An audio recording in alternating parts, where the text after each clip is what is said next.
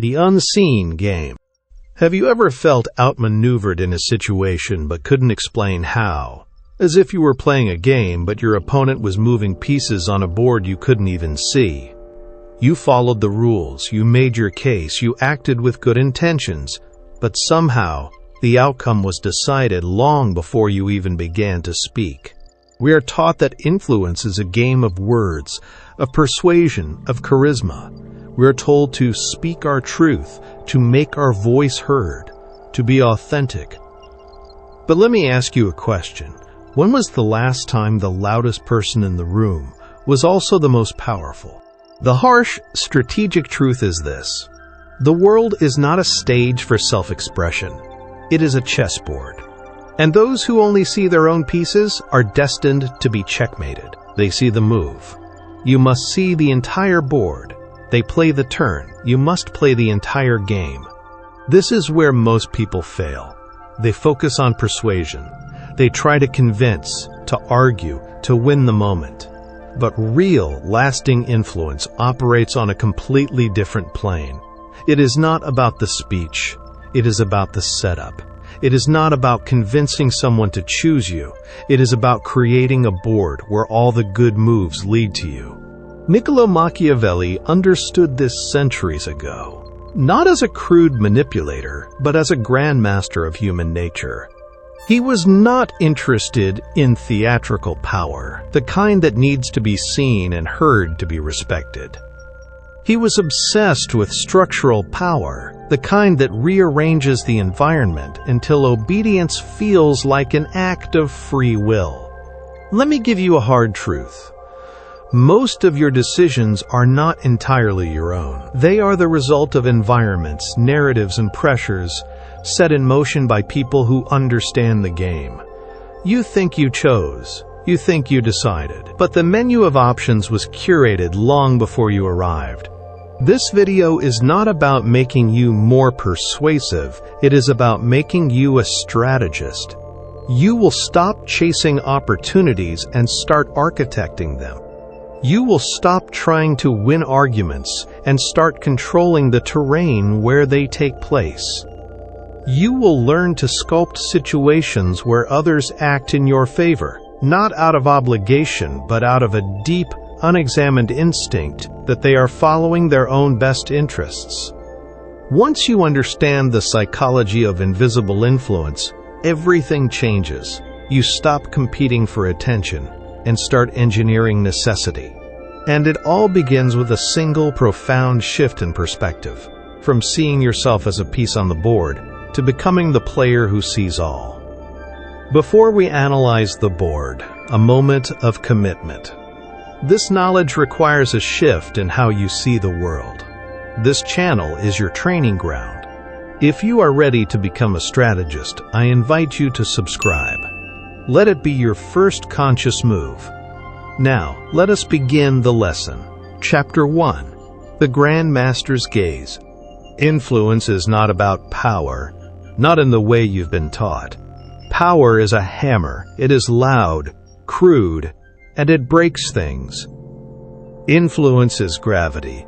It is silent, invisible, and it shapes the very fabric of reality. The amateur thinks in terms of arguments. The Grand Master thinks in terms of geometry, the subtle geometry of a situation. Machiavelli understood that you do not need to control people. You only need to control the context in which they act. In practice, this means real influence happens long before the encounter begins. It happens when you understand the three theaters of this silent war: time, space, and the mind. The master of time controls scarcity and anticipation. They understand that power dilutes in abundance. They know that what is always available is never valued. They do not react in the moment. They act with foresight, solving problems that haven't yet emerged. They control the tempo of every interaction. The master of space controls the environment and the architecture of choice. They are not interested in forcing a single outcome. They design a landscape of options, where every path, every choice presented to the other person ultimately serves their own objective. They don't force the hand, they simply narrow the field of play. The master of the mind controls the narrative. They do not present their ideas as commands to be followed. They plant their ideas like seeds in the minds of others, creating a sense of shared ownership. They allow others to discover the conclusions they themselves engineered from the start. Together, these three dimensions, time, space, and the mind, form the chessboard of invisible influence. You are not pushing, you are not chasing, you are not selling. You are creating a gravitational pull, quiet, constant, irresistible. This is how the most influential people operate, not with noise, but with precision, not with force, but with design. Chapter 2: The Tale of Two Merchants. To see this in action, let us consider the tale of two merchants, both seeking a vital contract from a powerful nobleman. The first merchant, let us call him Marcus, is a master of persuasion. He enters the nobleman's court with a dazzling presentation. He is charismatic, his arguments are flawless, his product is excellent. He speaks with passion, answering every question with confidence. He tries to win the argument in the room. He is playing the pieces. The second merchant, Silas, is a grandmaster.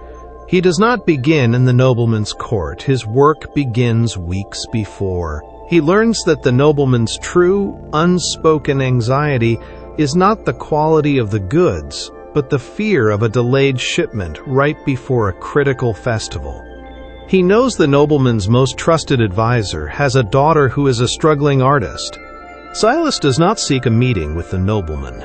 First, he uses a discreet third party to commission a beautiful piece of art from the advisor's daughter, paying her generously. The advisor is now silently in his debt, grateful to the mysterious patron who recognized his daughter's talent.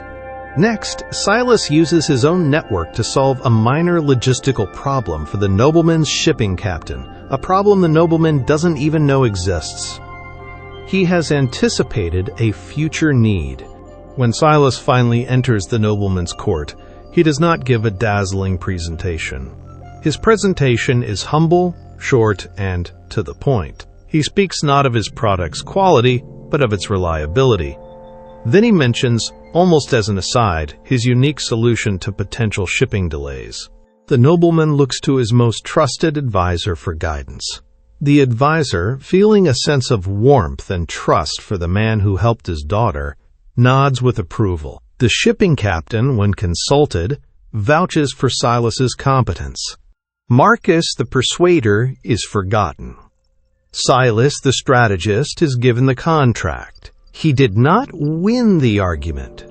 He won before the argument ever began. He did not control the people. He controlled the conditions in which they made their decision. That is invisible influence.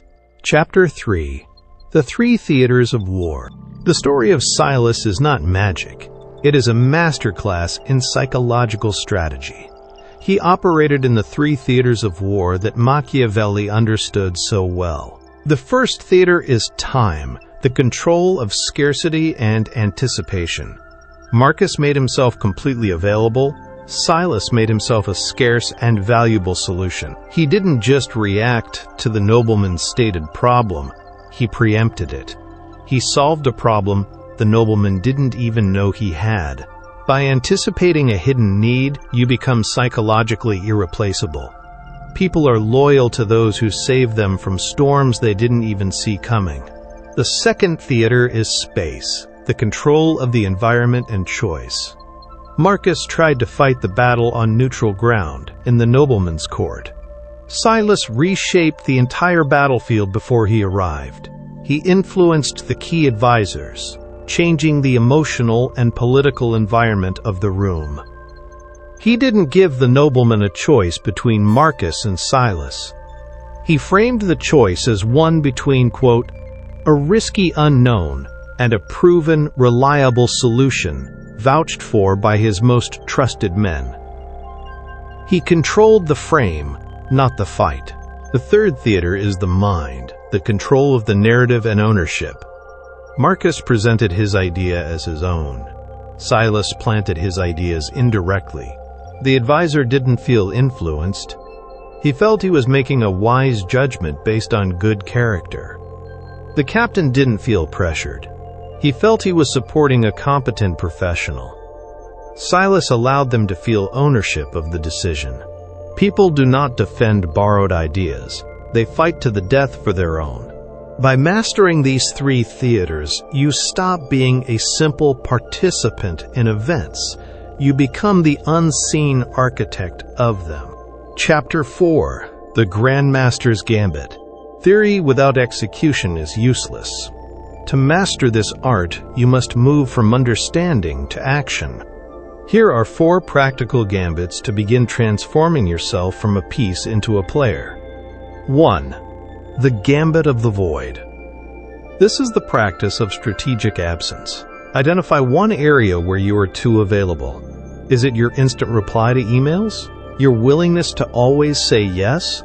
For 1 week, create a deliberate void. Delay your replies. Say no to one non-essential request. Let people feel your absence. Do not explain or apologize. Simply withdraw. Your absence will create a vacuum, and that vacuum will recalibrate their perception of your value. 2. The Oracle's Gambit. This is the practice of anticipating needs. Once a week, look at your key relationships, at work or at home. Instead of asking what problems do they have now, ask what problems will they have next week that they don't see yet. Solve one of those small problems in advance, without being asked, and without seeking credit. Become the source of solutions they didn't know they needed. 3. The Architect's Gambit. This is the practice of framing choices. The next time you need to convince someone of a course of action, do not present a single idea to be approved or rejected. Instead, present 2 or 3 options. We can do A, which is the fastest route, or we can do B, which is the safest. Unbeknownst to them, you have ensured that both A and B lead to your desired outcome. You are not removing their freedom, you are designing it. 4. The Echo Gambit. This is the practice of seeding ideas. The next time you have a major idea, do not present it in a formal meeting. Mention it casually in a one-on-one conversation with a key individual a week before. Frame it as a half-formed thought. Let them think about it. Let them add to it. When the formal meeting happens, your idea will now have an ally in the room who feels a sense of ownership over it. You planted the seed, and they watered it for you. The player, not the piece. We began with the feeling of being a piece in an unseen game. We now possess the Grandmaster's gaze, the ability to see the entire board, to understand that real power is not in how you move, but in how you shape the terrain. We have redefined influence, moving from the loud theater of persuasion to the silent architecture of control. We have witnessed through the tale of 2 merchants how a strategist defeats a salesman before the meeting even begins. We have deconstructed the 3 theaters of war: time, space, and the mind, and have armed ourselves with the Grandmaster's Gambit, a 4-part toolkit to begin applying these principles today. The world is a chessboard. Most people will spend their entire lives as pawns, moved by forces they do not understand, sacrificing themselves for kings they will never meet. They will blame their position on fate, on luck, on the unfairness of the game. But you are no longer most people. You have seen the board. You now understand that you do not have to accept the role you were given. You can become the player. You can stop reacting to moves and start orchestrating them. The choice is simple, but it is not easy. It is the choice between being a piece and being the hand that moves it. As Machiavelli astutely observed, The wise man does at once what the fool does finally. The wise see the board. The wise act. Make a commitment to this new vision. In the comments below, declare, "I am the player, not the piece." Let this be your first move in a new game. And this is just the beginning of your training. To master the deeper strategies of this art, you must continue your study. Subscribe to this channel, and let us continue this journey together. The next lesson is waiting.